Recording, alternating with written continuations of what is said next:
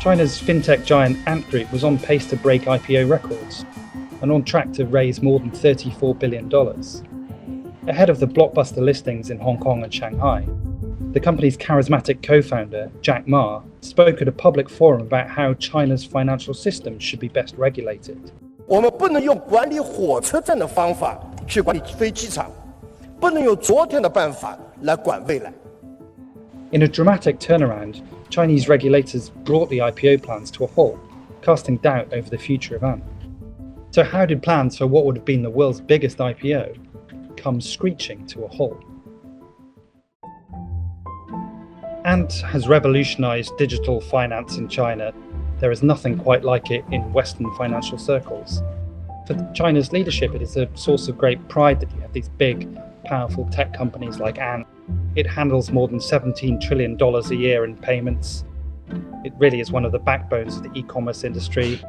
Many people save and invest through Ant, and they also use it to borrow money as well. It has kind of stepped in and assumed this important position between banks and their end customers, where it has this nice business of kind of organizing loans, whereas the banks bear most of the credit risk. Ant has come under increasing regulatory scrutiny, partly because of its sheer size. Some of the biggest potential problems for Ant centre on its loan business. Draft rules covering lending done by businesses other than banks effectively require the company to put more of its own skin in the game.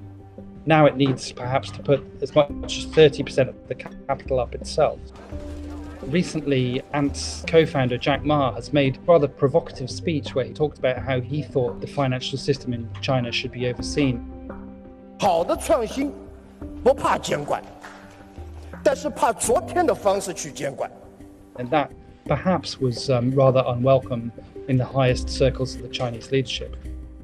We don't know precisely why regulators decided to suspend the IPO, but we know that there was a meeting between top Ant executives, Jack Ma, and 4 of China's major financial regulators. And a day later, the stock exchange said that actually this couldn't go ahead for now.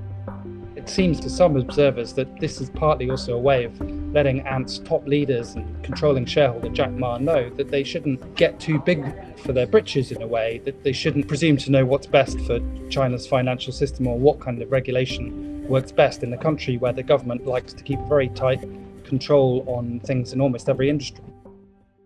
The reaction in the markets basically was one of shocks. Shares in Alibaba, which owns part of Ant, fell. Shares in the Hong Kong Stock Exchange fell because it was due to see a boost in trading volumes after Ant went public. Ant apologised to investors for any trouble caused and said it would embrace regulations. It has outlined how it will refund individual investors in Hong Kong. Investors in mainland China are still waiting for details on how they will get their money back. Ant has to kind of go back and think about what it needs to redo in order to kind of win the approval of these all-powerful Chinese regulators to go public.